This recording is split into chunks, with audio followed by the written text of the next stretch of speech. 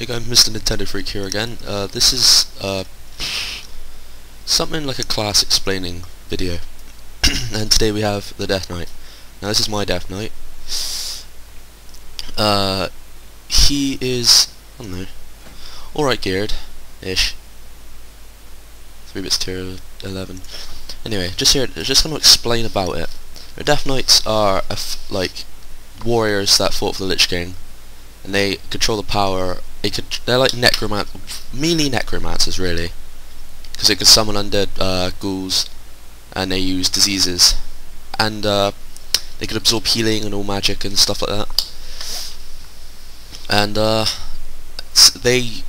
quest chain for the start of the Death Knight is really easy. It's pretty much, sorry, just my mic.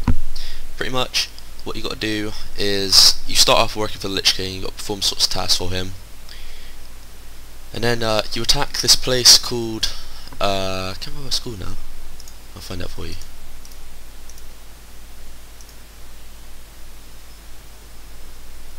Scarlet Enclave. I'm not sure that is. That's New Avalon, isn't it? No, that's Scarlet something like that. New Avalon, I think it's called. And you start here, Acarus, the Ebenhold, and there's Death's Breach below it, which is your like main staging point for the assault, going all the way down. And what you got to do, you got to start performing tasks for Lich King, and then you assault and destroy this. Assault, and then you go back and assault and destroy the next bit. And then, when you've destroyed virtually all of this, you pass through the Noxious Glade around the back, and then you come out and you have to attack Lightshope Chapel. Now, at Lightshope Chapel, the Argent Dawn are extremely outnumbered at like 300 to 10,000 or something ridiculous, but you still lose because of Darian Mograine and, well, Darian Mograine? No, I'm thinking the wrong thing. I can't remember his name now, that paladin guy. He'll come to me. And then, yeah, that dude, like, uber elite paladin man. It's bugged me for ages now. He's pretty much there, and since Darian Mograine, he's like the commander of the Scourge, is wielding the like corrupted Ashbringer, it sort of still answers to the light, and since Paladin man is like uber, you can technically control it. I think I'm telling it right, I don't know, correct me if I'm wrong. And the sword won't obey Darian. And then Tyrion Fordring, that's his name. I knew it. Tyrion Fordring. Yeah, that's it. I was thinking of Bolvar Fordring, but no. He's different. Tyrion Fordring comes out of the chapel and virtually kills every bit of Scourge there. Pretty much beats down the Scourge, but then the Lich King appears, shows Darian a vision, which makes Darian remember. Well, no, Tyrion Fordring I think shows him a vision. One of them two. God, this is going really badly. Shows him a vision about, you know, his father, what used to be the Ashbringer, and one day that he would wield it, but he fell to the Scourge and became corrupt, and he became everything his father fought against. So, pretty much, the Lich King comes along, says that his father's dead and his soul is his, and Darian realises, Tyrion Fordring tells Darian that the Lich King knows what lay beneath Lightshope Chapel, and that he could never beat it, so he sent his Death Knights to die. Darian gets pissed off, attacks the Lich King, pretty much gets backhanded, and flies all the way over to somewhere, over just like a couple of feet to the right, I think. And he kills, Lich King shouts is it Apocalypse, and kills loads of Argent Dawn soldiers. But then Darian Mograine throws Tyrion the Ashbringer, and Tyrion becomes virtually invincible, and the Lich King retreats to Northrend, back to Icecrown Citadel, and that's pretty much the end, and you have to go to your leader. If you're Horde, it'll be Garrosh Hellscream, and if you're Alliance, it'll be Varian Wrynn. And as you travel through those cities, the guards will be like, get a rope, kill him, hang him, they'll spit on you and throw fruit at you and that. But they'll appear unfriendly, but they won't attack you.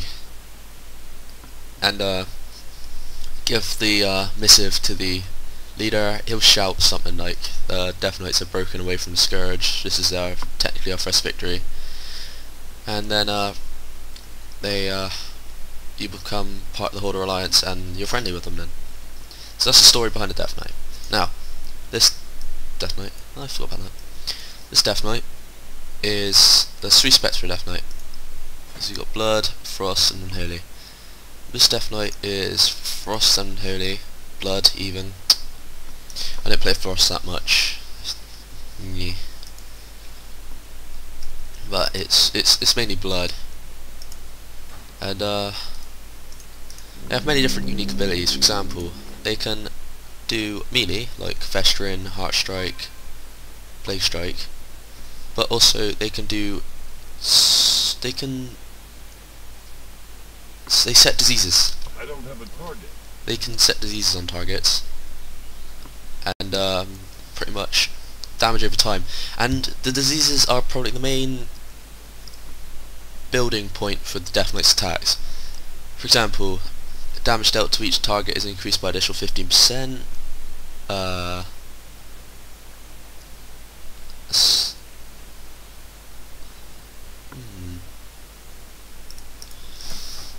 Other moves. Most of Death Knight's moves involve damage. Diseases present will increase damage, which are obliterates one. Damage is increased by 12.5% for each disease. Blood Strike is another. Yeah, so diseases are pretty much, they empower the Death Knight. Now, to put the diseases on, there's 2 diseases: Frost Fever, which is put on by certain frost attacks, and Blood Plague, which is put on by certain unholy attacks. Now, Frost Fever is deals frost damage over time and slows attack speed by 20%, and Blood Plague just deals shadow damage over time. Now, Blood Plague is put on by Plague Strike, and Frost Fever is put on by Icy Touch and Chains of Ice. If you're Frost, then you have the glyph, then it's Howling Blast as well. And Hungering Cold, but that's a cast time, so that sucks. Yep. You can use, if you're level 81 or above, I think, 81 or 3, you can use Outbreak and it instantly puts both diseases onto the enemy. Now being Blood, if you have the talent Scarlet Fever, if you have Blood Plague on, it will put a physical, it says Scarlet Fever, but it's a physical effect that reduces all damage that the target deals by 10% for the length of time that Blood Plague lasts. Handy if you're tanking and you spread all your diseases. Handy in PvP if you're fighting melee, because your survivability will be pretty great. Blood Death Knights are the main tanks. They are tanks. As you see there, you can draw the attention of enemies, protecting allies from harm. They have huge array of self-healing abilities. Sorry. For example, Death Strike, it's an attack and it heals. So that's a healing. Rune Tap converts 1 blood rune into 10% your maximum health. That's a healing. Death Pact, all Death Knights can use that. But you raise dead. You have a ghoul, any ghoul, even if it's Army of the Dead. And when you have 40 runic power, you use that, and it will heal the Death Knight for 25% of his maximum health.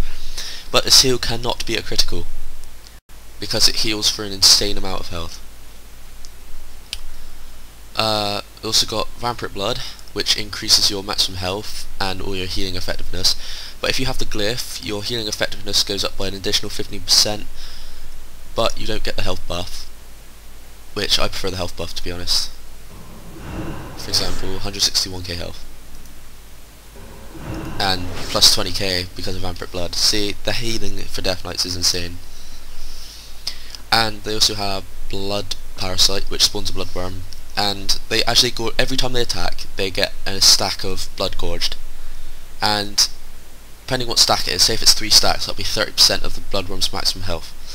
And Bloodworms, they have a tendency to explode, and when they explode, you get healed for whatever percentage of that maximum health is available. So say if they have, usually it's 9 Blood Gorge for me, they'll explode for 90% of their maximum health, and you know, if you use that in conjunction with Vampiric Blood and Rune Tap, you've got a lot of health back.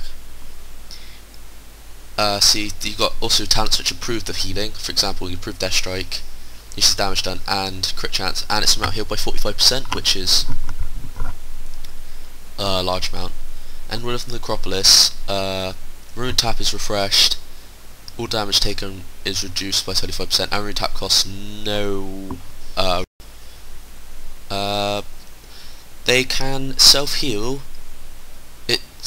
Most people don't actually figure this out, but if you want to be good in PvP or Arena, you'll need to know this. If you have Death Coil and then use Lichborn, Lichborn turns you, makes you become undead for 10 seconds. Now, if you read Death Coil, it says it will heal 11,937 damage on a friendly undead target. With Lichborn on, you are undead. So, just use Death Coil on yourself. So pretty much if you're tighten something, hold out, press Death Coil or whatever. Or if you have a macro, I don't care.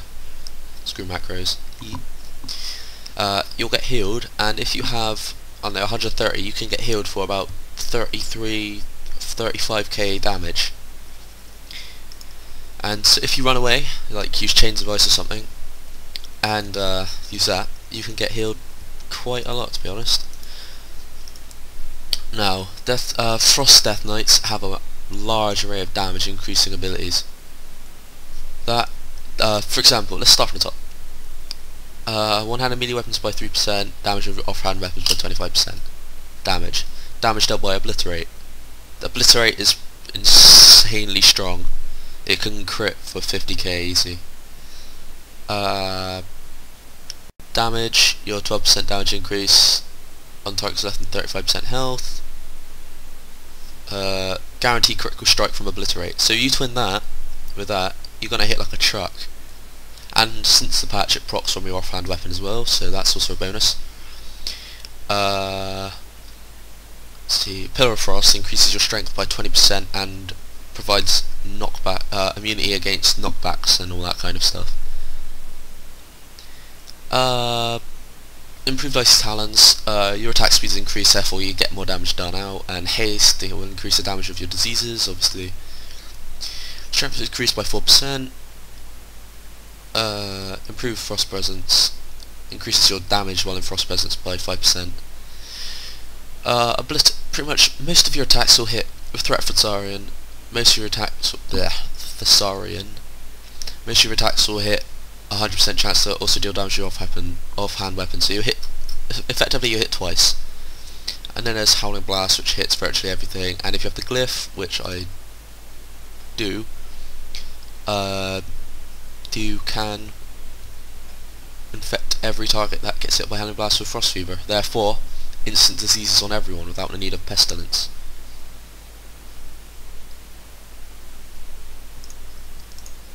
And Unholy is